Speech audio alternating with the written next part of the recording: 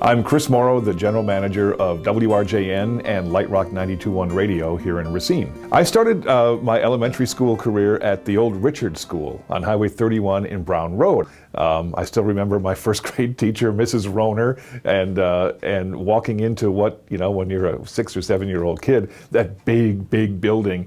But looking back at it, seriously, it was 3 grades, first, second, and third grade, with third grade upstairs. So we all wanted to move up from the first floor to the second floor at Richard School.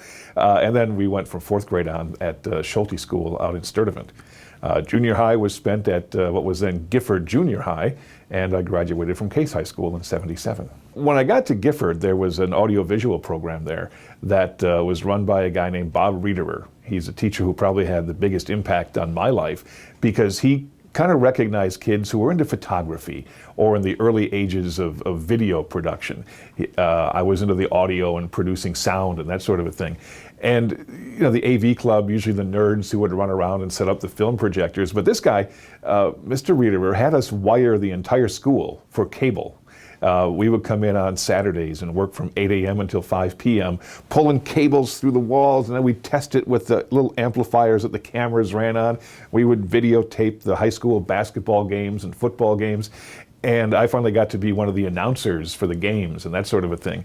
So he kind of nurtured where we were going. When I got to high school, there was a teacher who got me involved in the forensics program, learning how to speak in public and a little bit of debating and doing, at the time I thought the poetry was kind of weird, but it was a great way to learn cadence and things like that.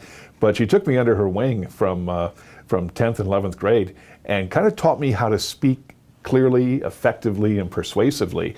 And with the stuff that Bob Riederer had taught us and what I'd learned from the teacher at Case in how to speak and how to do it confidently, I was able to, at the age of 15, get my first on-air job at a local radio station. Racine Unified's got a long history of people who care. From my education back in the 60s and 70s through what I see today, it's a group of teachers and administrators and staff who are part of the community. And when you're part of the community, you're already invested in what the next generation is going to come to bring to our community. And these are people who have lived here for many years, if not decades, or their whole life. And that was true when I was attending unified schools in the 60s and 70s. And now that I'm back here 30 years later, the city, while it's changed a lot, the attitudes haven't. It's still a local community. It's very close-knit.